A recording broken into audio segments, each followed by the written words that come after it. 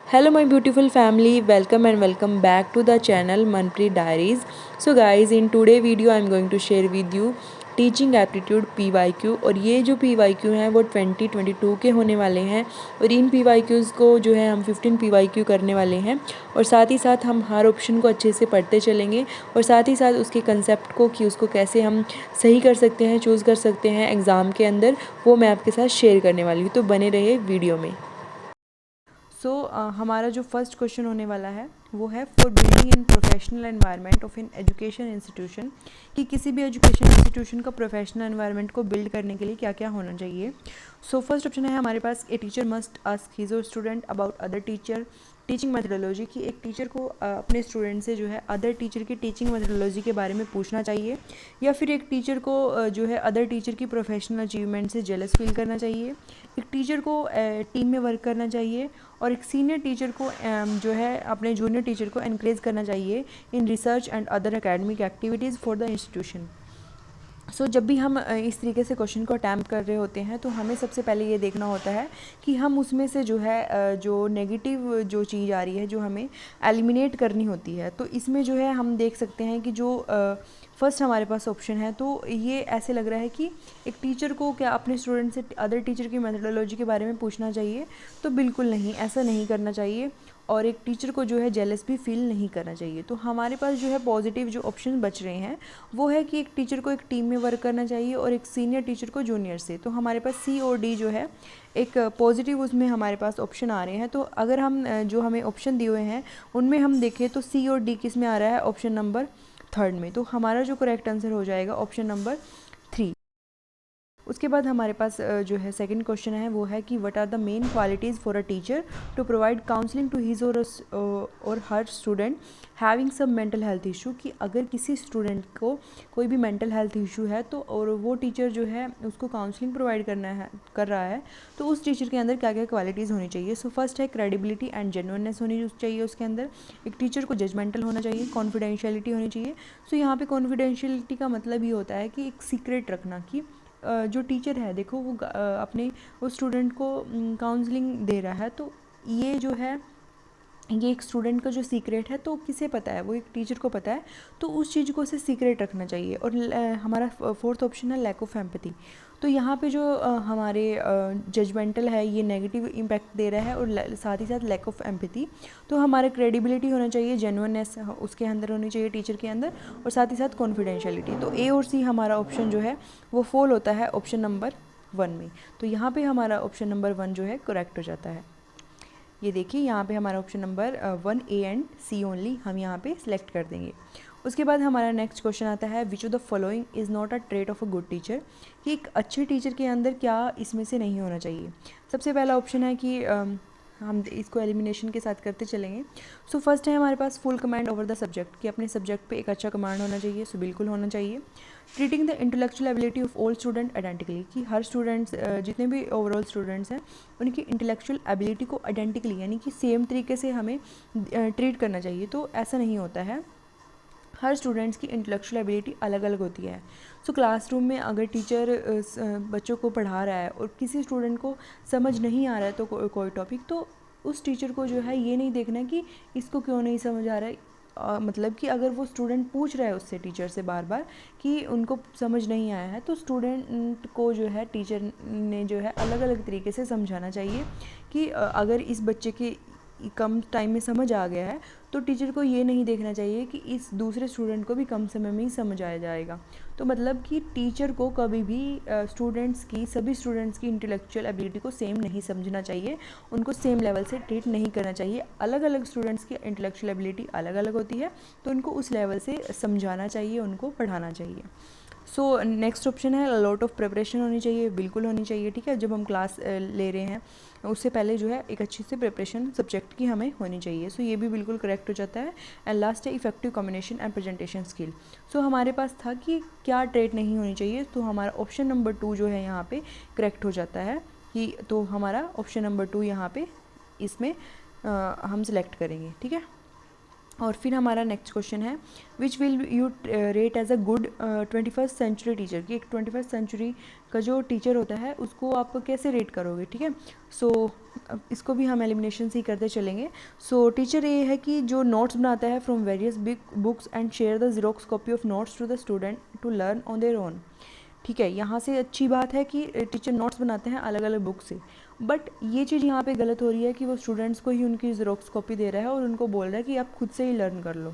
तो ये ऑप्शन यहाँ से हम कट कर देंगे। नेक्स्ट है हमारे पास, use presentation tools and explain the concept followed by discussion. तो बिल्कुल होना चाहिए, प्रेजेंटेशन टूल्स को यूज़ करना चाहिए और कंसेप्ट को जो है एक्सप्लेन करना चाहिए।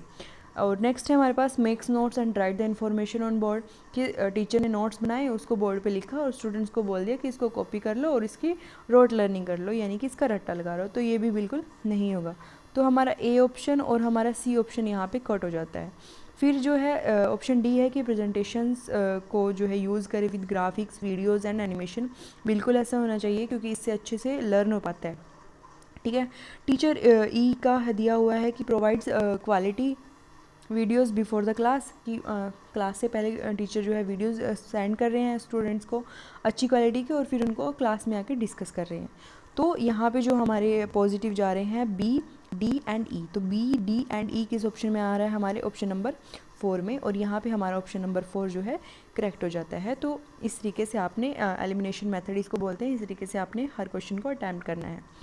और फिर हमारे पास नेक्स्ट आता है, विच of the following type of learners learn with the help of flow chart और डायग्राम्स, कि किस टाइप के लर्नर जो है चार्ट्स की या डायग्राम की हेल्प से जो है वो चीज़ों को लर्न करते हैं। सो इसमें आ जाएगा देख के, तो चार्ट्स एंड डायग्राम हम देख रहे हैं, ठीक है, तो वो आ जाएगा हमारा विजुअल के अंदर, ठीक है। और ऑडिटरी जो हो गया, हम सुन के कोई चीज़ लर्न कर रहे हैं। रोट लर्निंग हो गया कि हम उसका रट्टा लगा रहे हैं, ठीक है।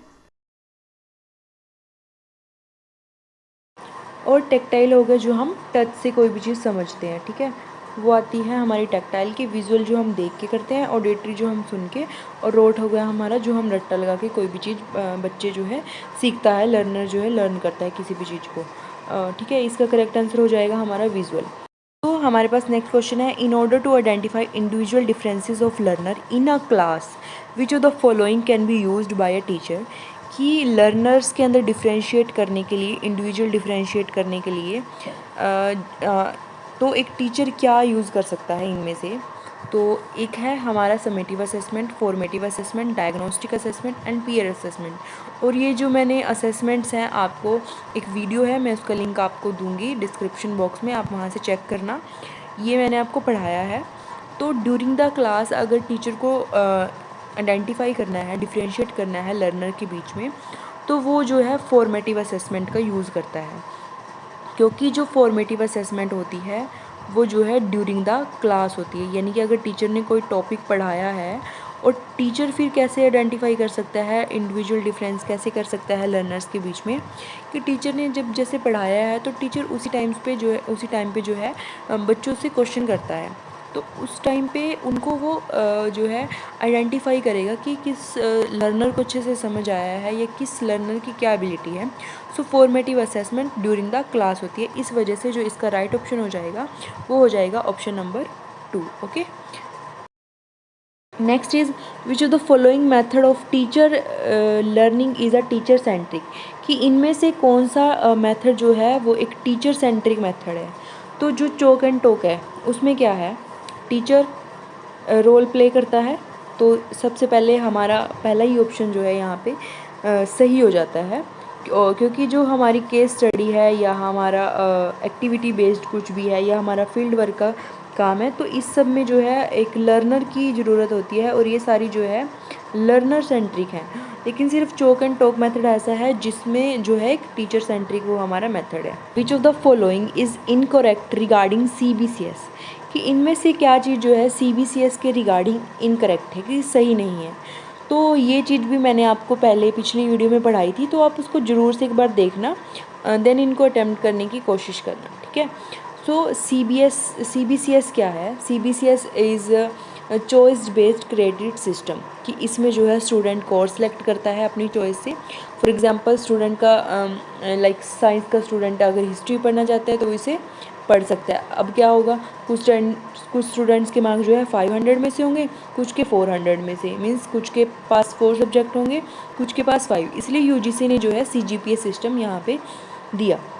सो इसमें लिखा हुआ है कि CBCS is a framework to provide choice for elective and optional to a student. तो ऑब्वियसली वो स्टूडेंट्स ऑप्शन प्रोवाइड करती है, इलेक्टिव सब्जेक्ट चूज़ करने की चॉइस देती है। और CBCS can be implemented through online programme. तो जो यहाँ पे ये ऑनलाइन प्रोग्राम लिखा हुआ है ये यहाँ पे गलत है, क्योंकि ज़रूरी नहीं है कि हम CBCS को ऑनलाइन ही उसको इम्प्लीमेंट करेंगे, इसको हम ऑनलाइन ऑफलाइन दोनों तरीके से इम्प्लीमेंट कर सकते हैं। तो यहाँ पे इनकरेक्ट क्या हो जाता है CBCS के रिगार्डिंग, कि हम इसको ऑनलाइन इम्प्लीमेंट नहीं करेंगे, दोनों तरीके से कर सकते हैं। और अब इससे जो है हमें और लाइंस हमारी क्या क्लियर हुई इस क्वेश्चन से, कि जो CBCS है वो एक चॉइस प्रोवाइड कर सकता है, इलेक्टिव है, और ऑप्शन देता है स्टूडेंट्स को सब्जेक्ट चूज़ करने के लिए। और यहाँ पे मॉक जो है यूज़ किया जाता है to provide choice for CBCS by the institution. Okay, और फिर यहाँ पे जो दिया हुआ है नेक्स्ट है हमारा generic elective and skill enhancement course are provided under CBCS framework. तो ये हमारे यहाँ पे हो जाता है कि यहाँ इसके अंदर स्किल एनहेंसमेंट के कोर्स भी जो है प्रोवाइड करे जाते हैं। ठीक है, तो ये हमारा हो गया कि CBCS के अंदर क्या क्या होना चाहिए और जो नहीं होना चाहिए वो हमने यहाँ पे देख लिया है कि उसके अंदर जो है ऑनलाइन तरीके से ही वो इम्प्लीमेंट नहीं करना चाहिए। और अगर हम मॉक की बात करें, मॉक क्या होता है, मॉक होता है मैसिव ओपन ऑनलाइन कोर्स। ये होता है मैसिव ओपन ऑनलाइन, और यहाँ पे आ जाएगा ये हमारा कोर्स। ठीक है, तो ये होता है। सो हमारे पास नेक्स्ट क्वेश्चन आ जाता है कि for developing 21st century skills of student by a teacher, कि क्या क्या ज़रूरत जो है उसकी डेवलपमेंट के लिए होनी चाहिए। सो क्रिएटिविटी होनी चाहिए, उसके बाद है कि यहाँ पे क्रिएटिविटी होनी चाहिए, रोट लर्निंग होनी चाहिए, क्या नहीं होनी चाहिए बिल्कुल भी, क्रिटिकल थिंकिंग होना चाहिए, लाइफ लॉन्ग लर्निंग होनी चाहिए, और साथ में लर्निंग ओनली फॉर एग्जामिनेशन, कि क्या सिर्फ एग्ज़ाम के लिए हमें लर्न करना चाहिए, तो नो। तो यहाँ से बी और हमारा ई ऑप्शन जो है वो कट हो जाता है। तो ई किस में आ रहा है, इसमें आ रहा है, और एक इसमें आ रहा है। तो हमारे पास क्या ऑप्शन बचता है कि क्रिएटिविटी होनी चाहिए, लाइफ लॉन्ग लर्निंग, और तो हमारे पास ऑप्शन बचता है ए, सी एंड डी। तो हमारा ऑप्शन नंबर 3 यहाँ पे करेक्ट हो जाएगा। ओके, तो इस तरीके से हमने क्वेश्चन को अटेम्प्ट करना है। And next we have why should a student not be punished, कि एक स्टूडेंट्स को बार बार जो है पनिश क्यों नहीं करना चाहिए। क्या वो इंस्टीट्यूशन छोड़ देगा इस वजह से, या फिर उसको वो अपने टीचर्स के साथ लड़ेगा, नहीं बिल्कुल भी नहीं। या फिर जो टीचर स्टूडेंट्स के पेरेंट्स हैं वो कंप्लेन कर देंगे अबाउट द टीचर।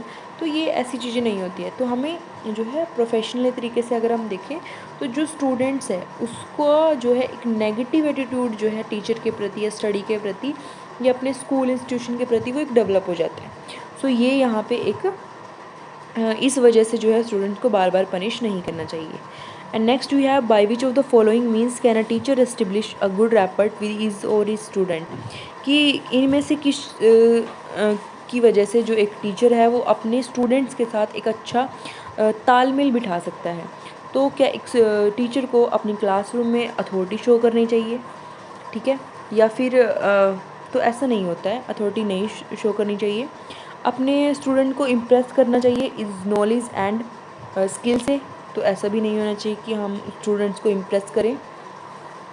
नेक्स्ट है playing the role of a guide, बिल्कुल एक टीचर को एक गाइड का रोल प्ले करना चाहिए with a desire to help them, एक इच्छा से कि हाँ मुझे स्टूडेंट्स की हेल्प करनी है। तो ये यहाँ पे करेक्ट आंसर होता है।